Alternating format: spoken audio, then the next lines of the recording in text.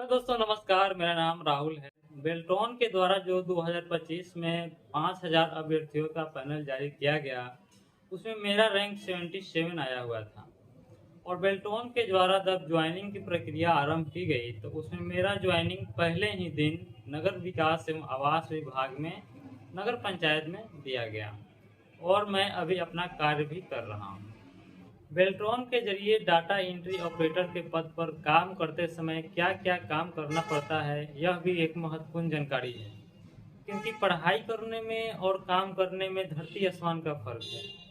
तो मुझे यह काम करते हुए कौन कौन सा काम करना पड़ रहा है, मुझे किस किस कठिनाइयों का सामना करना पड़ रहा है, मैं आज अपनी बात को आप लोगों के बीच साझा करूंगा। तो बने रहिए इस वीडियो में। चलिए मैं आज आप लोगों के बीच सबसे पहले अपना सैलरी स्लिप दिखाता हूं कि मुझे फर्स्ट सैलरी कितनी मिली।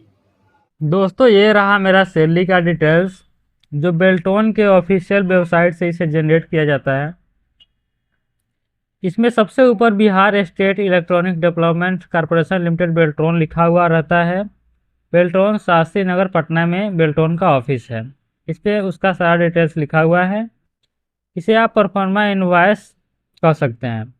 इसमें आपका सारा डिटेल्स लिखा हुआ रहता है। आप किस ऑफिस में कार्यरत हैं, आपका रजिस्ट्रेशन आईडी क्या है, आपका नाम क्या है, आपके ऑफिस में बेल्टोन के जरिए कितने कर्मी कार्यरत हैं। चलिए सीरियल नंबर 1 से मैं चलता हूँ। सीरियल नंबर 1 में मेरा नाम लिखा हुआ है। रजिस्ट्रेशन आईडी में मेरा रजिस्ट्रेशन आईडी है। डेजिग्नेशन में डीईओ लिखा हुआ है, जिसका full form data entry operator हो गया। आप किस मंथ में कितने दिन कार्य किए हैं वो इस पे लिखा हुआ है। कितने दिन प्रेजेंट हैं, कितने दिन अब्सेंट हैं, उसी के हिसाब से ये बिल जनरेट होता है। आपका बेसिक सैलरी 11,275 रुपये बनता है। अदर एलिमेंट्स 7,463 रुपये बनता है। टोटल ग्रोस सैलरी हो जाता है 18,738 रुपया, जो कि सबसे शुरुआत में आपका ये सैलरी बनेगा। अब सर्विस चार्ज 550 रुपया, ये जो है ये बेल्ट्रॉन प्रत्येक मंथ आपसे लेगा। आपका पीएफ 1466 रुपया इसमें लिखा हुआ है कि कंट्रीब्यूट होगा प्रत्येक मंथ। लेकिन मैं आपको मैसेज दिखाऊंगा कि 1767 रुपये प्रत्येक मंथ पीएफ करता है और इसमें लिखा हुआ है 1466। ठीक है, मैं आपको अभी थोड़ी देर में आपको वो भी दिखाऊंगा। ये साइज 609 रुपया लिखा हुआ है, लेकिन ये साइज जब करता है तो वो इससे अलग रहता है। टोटल हो जाता है 21,363 रुपया। आपको जीएसटी भी पे करना पड़ता है 9% राज्य सरकार को और 9% केंद्र सरकार को। तो जीएसटी आपका हो गया 3,845 रुपया। आपका टोटल सैलरी हो जाता है मिला करके 25,208 रुपया, जो कि आप जिस ऑफिस में कार्यरत हैं, जैसे कि मैं नगर पंचायत में कार्यरत हूँ, तो नगर पंचायत के ऑफिस से 25,208 रुपये का चेक काट करके आपको बेल्ट्रॉन के अकाउंट में आपके ऑफिस के अकाउंट से जमा करना होगा।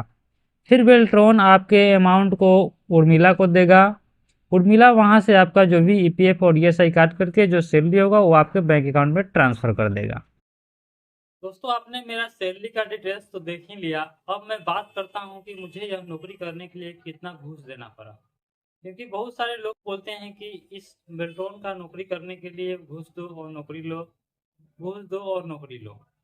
लेकिन मेरे साथ ऐसा कुछ भी नहीं हुआ। मैंने 1 रुपया भी घूस नहीं दिया। मैं कसम से बोल रहा हूँ, क्योंकि बहुत सारे लोग बोलते हैं कि इसमें पैसा देकर नौकरी लग जाता है। मेरे बहुत सारे ऐसे साथी भी थे जो पैसा दे चुके थे और मेहनत नहीं कर रहे थे और सोचे थे कि मैं पैसा दे दिया हूँ, मेरा नौकरी तो हो ही जाना है। लेकिन उनका उनके साथ ऐसा कुछ भी नहीं हुआ। जब रिजल्ट आया तो उनका नाम पैनल में नहीं था। लेकिन मैंने मेहनत किया। मैं चार कम से कम 3 से 4 घंटा जरूर टाइपिंग करता था प्रत्येक प्रत्येक दिन, और 2 से 3 घंटा मैं पढ़ता था। मैं इस नौकरी को करने के लिए काफ़ी प्रयास किया, क्योंकि यह नौकरी मेरे लिए बहुत इम्पोर्टेंट था। क्योंकि मैं बहुत अदर भी जॉब का ट्राई किया लेकिन नहीं हुआ। मैं सोचा कि यह नौकरी मुझे किसी भी हाल में ले लेना है। मैं जब घर पर प्रैक्टिस करता था तो टाइपिंग स्पीड मेरा हिंदी में आता था कम से कम 40-45, 40-45, 50। और इंग्लिश का टाइपिंग 40-35, 40-35, 40, इसके एवरेज में मेरा टाइपिंग स्पीड था। मैं हिंदी पे विशेष फोकस इसलिए करता था क्योंकि मुझे लेटर में भी लिखा हुआ था जब वैकेंसी इसकी आई हुई थी कि हिंदी के टाइपिंग बेस पे कट ऑफ जाएगा, इसीलिए मैं हिंदी पे विशेष फोकस करता। जब एग्जाम के 1 मंथ बचे हुए थे तो मेरा टाइपिंग स्पीड 50-55 हो गया था। तो मेरे अंदर इतना कॉन्फिडेंस हो गया था कि मैं इस एग्ज़ाम को निकाल लूँगा। मैं जब एग्ज़ाम सेंटर पर गया एग्ज़ाम देने, तो वहाँ पे हाथ काँपने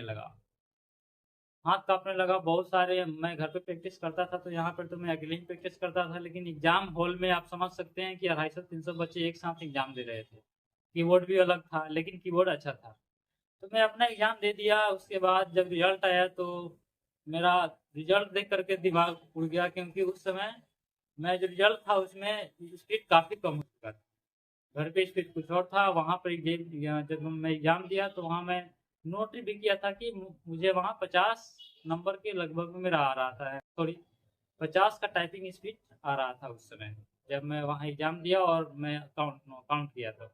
लेकिन जब रिज़ल्ट आया तो उसमें 45 के लगभग में मेरा स्पीड आया हुआ था हिंदी में, और 40 के लगभग में स्पीड आया था इंग्लिश में।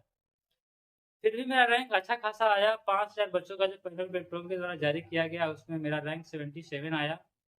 मैं इससे थोड़ा संतुष्ट था कि चलो रैंक तो ऊपर आया, नंबर टाइपिंग में भले ही कम हो गया हो। फिर मेरा ज्वाइनिंग हुआ फर्स्ट दिन ही नगर विकास एवं आवास विभाग में। मैं अभी कार्यरत भी हूँ, मुझे सैलरी भी मिल रहा है।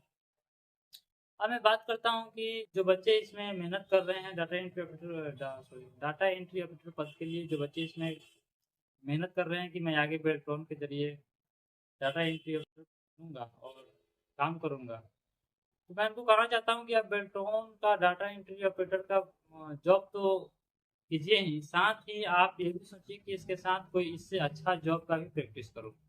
इसे आप मेन नौकरी इसे ना समझें, आप कोई और नौकरी की तैयारी करें। इसमें सैलरी अभी बहुत कम से स्टार्ट किया जाता है। आप इसमें अभी 25,208 रुपये का आपको अभी सैलरी मिलेगा 1 साल, उसके बाद प्रत्येक साल 10% आपको बढ़ाया जाएगा। लेकिन अभी महँगाई कितना है आप लोग देख ही सकते हैं। कम से कम 40,000 के लगभग में सैलरी होना चाहिए। 40,000 तो नहीं, लेकिन कम से कम 35,000 30,000 आपके अकाउंट में ज़रूर आना चाहिए अभी के समय में। लेकिन सैलरी बहुत ही कम अभी के महँगाई के अनुसार आता है अकाउंट में। तो मैं कहूँगा कि अगर आप ये जॉब लेना थोड़ा आसान है, इसलिए आप पहले बेल्ट्रॉन का जॉब कर लें अगर वैकेंसी आती है तो। और साथ ही साथ अगर आपका जॉब हो जाता है तो आगे आप दूसरा भी जॉब का तैयारी करें। यह एक संविदा की नौकरी है जिसे आप अर्ध सरकारी भी कह सकते हैं। तो चलिए, यहाँ तक वीडियो में बने रहने के लिए बहुत बहुत धन्यवाद। अगर आप हमारे चैनल को सब्सक्राइब नहीं किए हैं तो सब्सक्राइब करके बेल आइकन को प्रेस कर लीजिएगा। मैं इसी प्रकार की वीडियो आप लोगों के बीच लाने की कोशिश करूँगा।